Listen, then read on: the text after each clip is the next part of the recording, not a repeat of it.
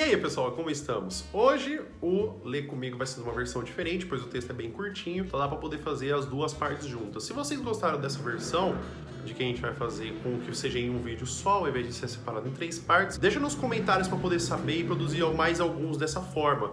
Alguns textos são mais longos, é preciso um pouquinho mais de tempo para poder eu conseguir passar todas as informações, então é sempre legal ter esse feedback de como vocês estão gostando, se vocês estão gostando que eu tô lendo contos mais longos, crônicas mais longas, porém sempre tem a possibilidade de a gente ler alguns curtinhos e aí a gente fazer um vídeo só, tá bom? Então tá bom. Então vamos começar então, que a gente vai falar hoje sobre Carlos Drummond de Andrade, né? Então ele tem uma crônica chamada Debaixo da Ponte. Então, uma crônica ela segue o raciocínio um pouco mais diferente de um conto.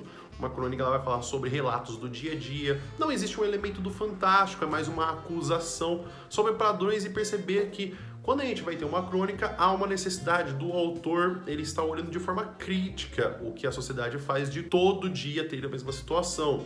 Inclusive, Carlos Drummond de Andrade ele está muito relacionado com essa situação de eu e o mundo, onde ele passa por fases, onde ele vai falar eu versus o mundo, eu maior que o mundo e eu menor que o mundo. Inclusive, no Poeta de Sete Faces, você consegue encontrar todas as situações e todas as fases de Carlos Drummond de Andrade, que ele vai passar por 7 fases, mas principalmente regida por essas 3 situações, onde existe a melancolia do mundo, onde existe a participação no mundo e também um sentimento um pouco mais de superioridade, então que tem essa análise crítica. Já nessa parte que a gente vai ter da crônica, que a gente vai ter o nome Debaixo da Ponte, a gente vai ter um assunto muito relevante para a gente poder pensar até hoje em dia, que é o caso de moradores de rua, o caso de abandono dessas pessoas em situação, que a gente pode pensar muitas vezes que as pessoas escolheram morar na rua, não acho que ninguém escolheu poder morar na rua. A gente associa também com o uso de drogas, ao invés de também ser uma situação de desemprego, que a pessoa mudou para outro lugar e não tem para onde ir. Então a gente sempre relaciona que existe sempre uma opção na sociedade, que nunca uma pessoa ela vá morar na rua porque ela não teve outra pessoa melhor ou porque ela não quis trabalhar o suficiente.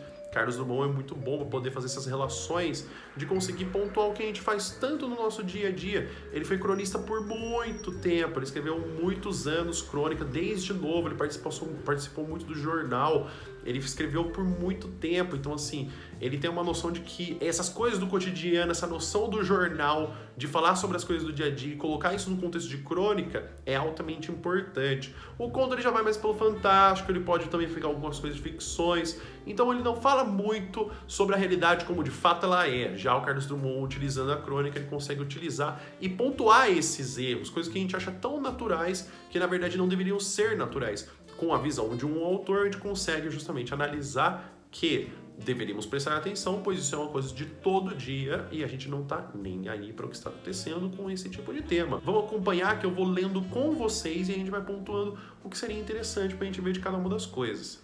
Debaixo da Ponte, de Carlos Drummond de Andrade. Moravam debaixo da ponte. Oficialmente, não é lugar onde se mora, porém eles moravam. Ninguém lhes cobrava aluguel, imposto predial, taxa de condomínio. A ponte é de todos na parte de cima, de ninguém na parte de baixo. Não pagavam conta de luz e gás, porque luz e gás não consumiam.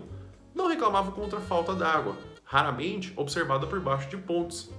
Problema de lixo não tinham, podia ser atirado em qualquer parte, embora não conviesse atirá-lo em parte alguma, se dele vinham muitas vezes o vestuário, o alimento, objetos de casa. Viviam debaixo da ponte, podiam dar esse endereço a amigos, recebê-los, fazê-los desfrutar comodidades internas da ponte. Então a gente já pode perceber esse cenário de moradores de rua, onde a gente vai ter um cenário diferente, como por exemplo, eles não têm direitos privados, eles podem fazer qualquer coisa, mas mesmo assim a gente não pode fazer qualquer coisa exatamente. Então é uma situação um pouco diferente de quando a gente tem essa coisa de a gente ter uma casa, um local que a gente possa chamar de nosso, e aí eles vão falar que a ponte é de todos. Então, esse cenário que justamente embaixo da ponte é um cenário tão comum que a gente vai ver ao longo do tempo e que eles vão chamar aquilo de casa. À tarde surgiu precisamente um amigo que morava nem ele mesmo sabia onde, mas certamente morava. Nem só a ponte é lugar de moradia para quem não dispõe de outro rancho. Há bancos confortáveis nos jardins muito disputados. A calçada, um pouco menos propícia. A cavidade na pedra, o mato. Até o ar é uma casa, se soubermos habitá-lo, principalmente o ar da rua. O que morava, não se sabe onde vinha visitar os debaixo da ponte e trazer-lhes uma grande posta de carne.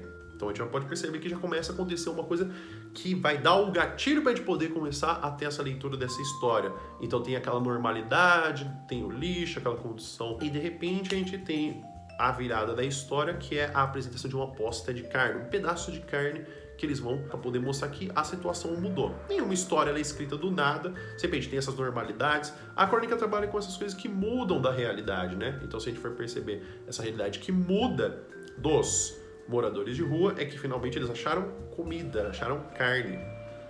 Nem todos os dias se pega uma posta de carne. Não basta procurá-la, é preciso que ela exista, o que costuma acontecer dentro de certas limitações de espaço e de lei. Aquela vinha até eles, debaixo da ponte, e não estavam sonhando. Sentiam a presença física da ponte. O amigo rindo diante deles, a aposta bem pegável, comível.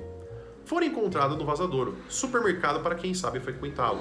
E aqueles três o sabiam, de longa e olfativa ciência. Então a situação da carne, né? Carne precisa de dinheiro, carne precisa de lugar que eles não podem visitar, dinheiro que eles não têm. Eles sempre têm que achar pelo benefício de alguém que vá trazer para essas pessoas ou que eles simplesmente não tenham esse tipo de carne, esse tipo de comida, porque não é da laia deles, não é da classe social que eles participam, que é morador de rua. Comê-la crua ou sem tempero não teria o mesmo gosto. Debaixo da ponte saiu a caça de sal, e havia sal jogado a um canto da rua, dentro da lata. Também o sal existe sob determinadas regras, mas pode torná-lo acessível conforme as circunstâncias. E a lata foi trazida para debaixo da ponte. Então, a gente tem a identificação do material que eles vão utilizar para poder temperar a carne, porque carne não pode ser feita de qualquer jeito. E aí eles vão justamente trazer essa situação da excepcionalidade. Então eles não vão comer crua, não é de qualquer jeito, não é qualquer coisa que eles acham que vão comer. Carne é uma coisa cara, carne é uma coisa que é situacional. Então tem que se tratar ela como uma exceção. E aí ele procura sal e consegue achar sal numa lata. Debaixo da ponte, os três prepararam comida. Debaixo da ponte, a comeram. Não sendo operação diária, cada um saboreava 2 vezes a carne e a sensação de raridade da carne. E iriam aproveitar o resto do dia dormindo, pois não há coisa melhor depois de um prazer do que o prazer complementar do esquecimento, quando começaram a sentir dores. Então esse prazer do esquecimento que por um breve momento eles esqueceram que eles não tinham comida, que eles eram miseráveis, que eles não tinham para onde ir, que eles estavam justamente nessa situação marginalizada, onde eles não têm direito, onde eles não têm comida, onde eles não têm nada. Então esse esquecimento, essa possibilidade de poder esquecer é o que traz um certo prazer, que principalmente quando eles estão com fome, com todo esse preenchimento do vazio de não ter comida, finalmente eles vão ter um pouco de comida. Dores que foram aumentando, mas podiam ser atribuídas ao espanto de alguma parte do organismo de cada um, vendo-se alimentado sem que lhe houvesse chegado notícia prévia de alimento. 2 morreram logo, o terceiro agoniza no hospital. Dizem uns que morreram de carne, dizem outros que do sal, pois era só da cáustica. Há 2 vagas debaixo da ponte. Então, quando a gente lê isso, a gente lembra um pouquinho da situação dos moradores de rua, principalmente nesse período de coronavírus que a gente está em isolamento social. É ainda mais difícil esse relacionamento que a gente vai ter com a gente querer ajudar, onde o altruísmo ele é opcional, aonde a gente vai ter a situação que alimentar uma pessoa, que a pessoa está morando na rua porque ela quer, não porque ela não tem aonde ir ou uma situação que melhore.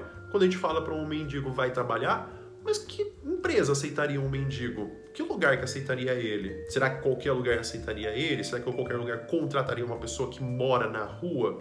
Então, quando a gente tem essa análise de falar que são opções, será que alguém em sã consciência escolheria morar na rua? E não porque foi a última situação, a última opção que apresentou naquela situação? Até a situação de alimentos, como é difícil, porque eles vão conseguir achar uma comida em algum local. Eles passam dores com ela, eles não sabem se é porque de repente apareceu uma comida e eles não estavam acostumados a tanto comer, então eles sempre sentiam fome e não sabiam se eles estavam se sentindo saciados, porém 2 morreram e um ficou passando mal. Talvez a carne era velha, talvez eles não aguentaram, porque inclusive quando a pessoa fica muito tempo e ela começa a comer muito rápido ou come muito, ela pode ter um problema, só que a morte também pode ser relacionada com o que havia na lata, que era soda cáustica. Então a pessoa jogou fora, eles associaram que era sal e faleceram. Então essa situação a gente percebe que todo o desenrolar da história fala de pessoas, de moradores de rua, não tem nome, fala que existem 2 vagas embaixo da ponte agora, com a situação de que quando um sair, vai aparecer outro. E eles sempre vão ficar lá, esquecidos, que as pessoas ficam falando só depois quando morrem. Então esse lugar que Na verdade, a gente deveria ter mais altruísmo. Então, essa coisa que mostra pra gente que você ignorar o problema não faz com que o problema não exista. Então, ignorar que existem pessoas debaixo da ponte ou falar que outro vai aparecer não soluciona o problema. O que Drummond traz pra gente é: olha isso, você tem isso todos os seus dias. Você tem isso aparecendo na sua frente, de moradores de rua, de pessoas que estão em situação de fome, e a gente não faz nada, porque é comum. Então, justamente o que deveria ser muito comum ou tão corriqueiro é uma coisa que deveria, na verdade, ser questionada. Por que é comum? Por que é tão comum que a gente tenha esse cenário de aparecer tudo isso que a gente está vendo na nossa frente e a gente não fazer nada?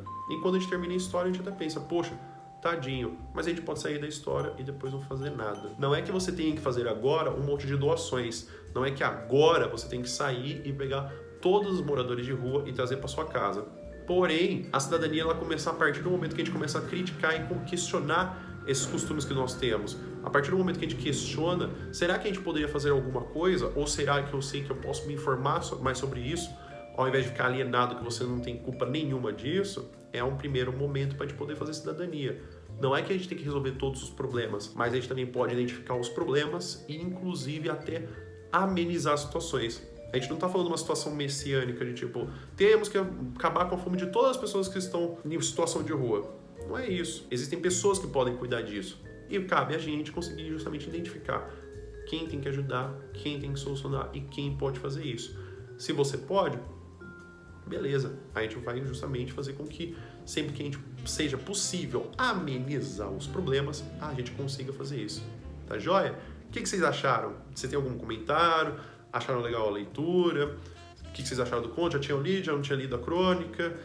Comenta aqui embaixo, manda mensagem, manda sugestão e beleza, pessoal. Acabou. Muito obrigado pela participação de vocês.